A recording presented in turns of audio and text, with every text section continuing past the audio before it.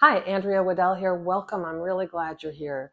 Today I'm going to show you a process demonstration in oil and cold wax where I'm going to show you how to create soft first layers with whites and off-whites without ending up with a bunch of mud.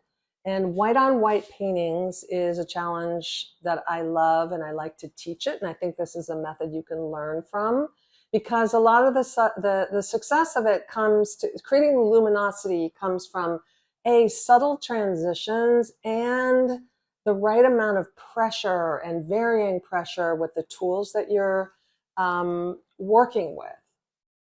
So you'll see that here, and I think that you can just basically follow this and create something really similar. I created this as an exercise and a personal video for a Zoom class that I ran last month. I like to create those personalized videos for students when I run those classes, and I have another 4-part online series that starts March 7th if you're interested in that.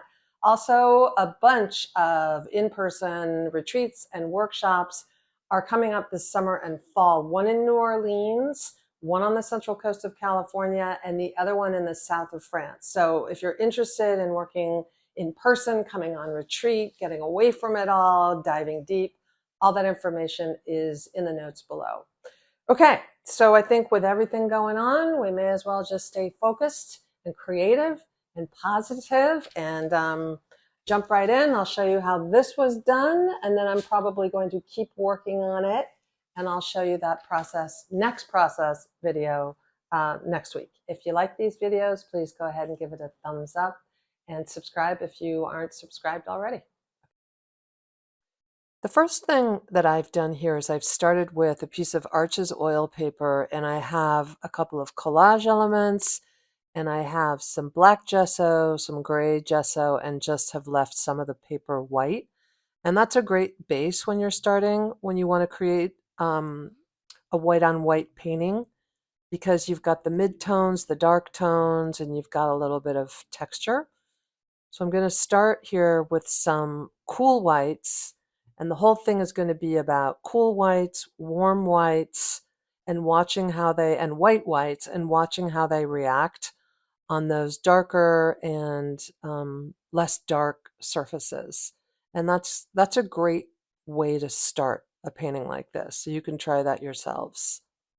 So I'm coming in with just some cool white, and I've mixed a little bit of my blue, manganese blue, it's a transparent, with the white, titanium white, and it makes this really pretty, almost teal looking, lovely blue. And you can see putting it down like this, you can see I'm going to get a different effect based on which part of the paper and the darks and the mid-tones it covers. So you can see in the pressure that I'm using here, I'm going over it in some areas because I like what's happening there, and I'm leaving some areas with just one quick pass. Now I'm going to take the titanium white, one quick pass, and that'll give me a lot of transparency and a particular effect rather than going back and forth and back and forth. And I'm going to do that across here, little cruciform. And in doing it that way, rather than going back and forth with your brayer, is you won't muddy anything and you can still see what's underneath. Now coming in with a squeegee, I've got some of that extra white, and I'm going to have areas that are deliberately a lot thicker, and I also want to cover up that collage element and just have it act rather as a piece of color, act more as a shape, a textured shape. So I've started with a brayer, and now I've moved to the squeegee pretty quickly. And ditto, I'm going to pick up some of the blue, and you can see some of the areas where it's the transparent blue versus using the squeegee and picking up a lot more paint and placing it down. You're going to get just a slightly different value change. Same with the whites. So what I'm thinking about here is I'm already looking for contrasts, and the contrasts, the focus that I have is luminosity. I want it to stay luminous, and that can be a moving target when you're working with white on white, and you can easily muddy things. But I also want contrast in texture and in movement. So that's why I'm poking around, very light touch with that squeegee. You can't see that, but when I'm teaching in class and I want to show people the amount of pressure that I'm using, it's almost like you're just barely touching the skin. Very, very, very, very soft. Dropping in some color here. Just some pink. I don't know if I'll want to keep the pink. I'm not sure how the pink is going to react, but I'm just putting it down there as a, why don't we see what happens here? And then coming in with the RNF pigment stick, but I'm choosing a light color. This is a gray. And doodling. Just doodling right away. I hear sometimes in classes, sometimes my students say they don't usually use RNF pigment sticks until the end of a piece, but you can use them all the way through. I do. All the way through at the very base. Once I've got some layers down already, and if you press in with the pigment sticks and add, just hold them down firmly, not too firmly or they'll break, but firmly enough, you can work with them right into the wet paint. So now I'm going to work up some warms. I've got some cool colors down. I've got a couple of shapes. I've got some texture. I've got some doodles. Now it's time for a warmer color. This is awfully warm and it's awfully colored. If I were to do this again, or if you're going to do this, maybe have more white and less of that orange, but I only used a tiny bit. But it's still reading very beautifully, working with a pastel complementary color mix here. We've got the cools, and then I'm laying down some of this very pastel-y orange right on top, and it's really reading nicely. We're getting a luminous effect. And I would imagine if you're working like this, your decision might be, well, how I'm getting a win. I have a luminosity win. How much of this should I put down?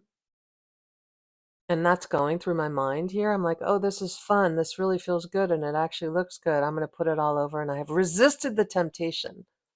Now digging back in with my pigment stick, and we're not seeing the color of the pigment stick here. It's a very light pink, but we are getting to the black and gray gesso.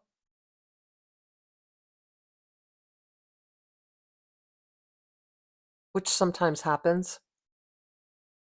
Now I'm going to see if I can use my brayer, and I'm using it because I want to mix, I want to blend in the pan pastel.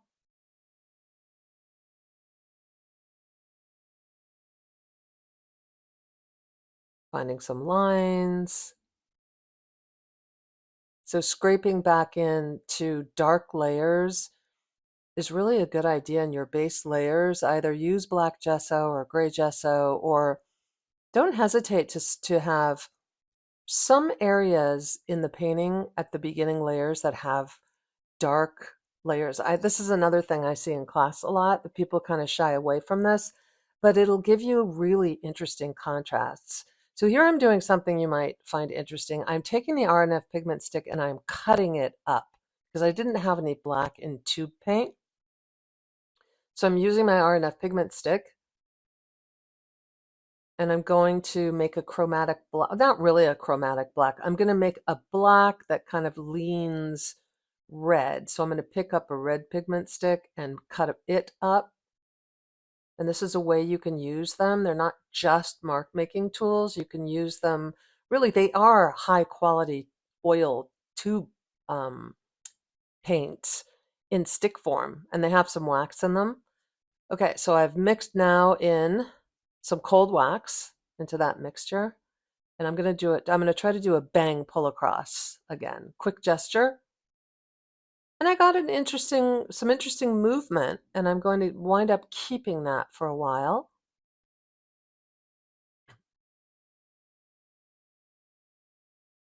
And there was only so far that I could go with the brayer. Now 2 layers in, so now I'm back to the squeegee, holding it really flat so I can pull it across without it mixing. That's the trick.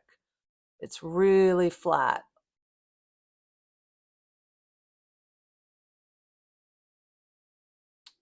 And that's a lot of thick paint, so a good way to lift it and get some interesting texture is with a tissue paper. Either you can crinkle it up or just use it like this, like I've just done, lay down and vary the pressure that you use with the brayer on top.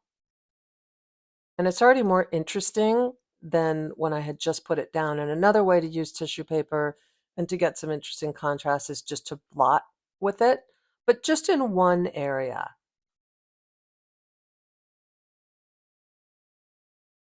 I'm coming in with my skewer and I'm making some really subtle lines.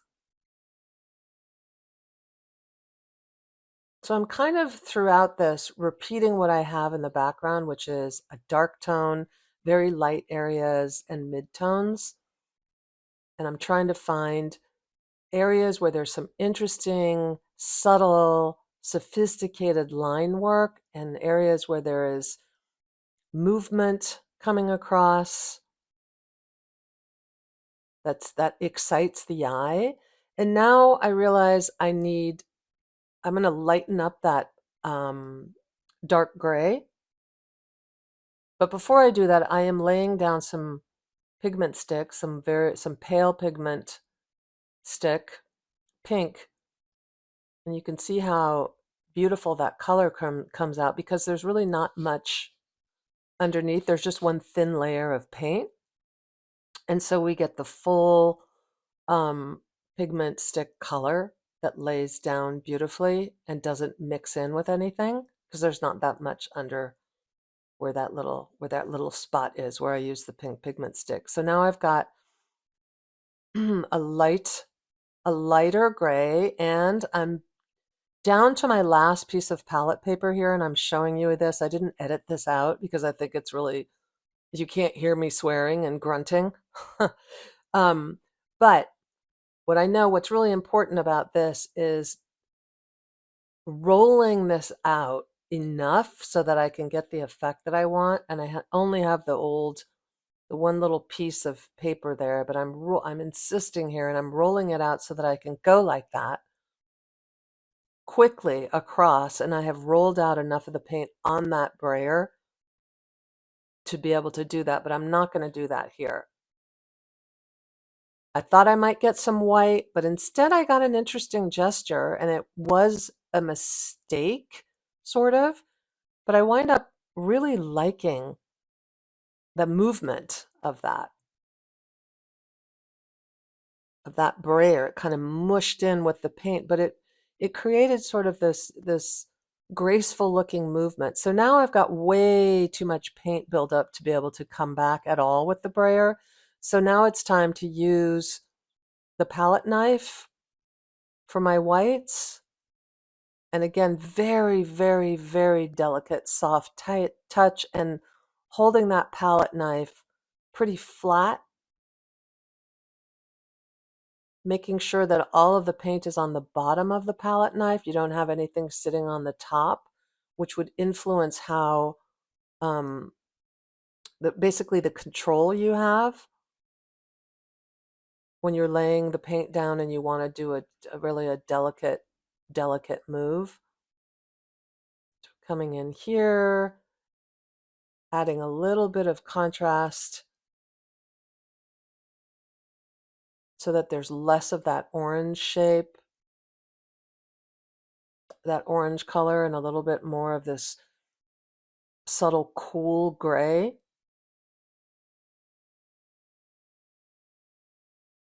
Coming back in with the pigment stick, the RNF pigment stick, that pink color is just so luscious. I'm just making some little marks. So going back and forth between varying the pressure, making little marks, making lines, finding contrasts, creating some movement.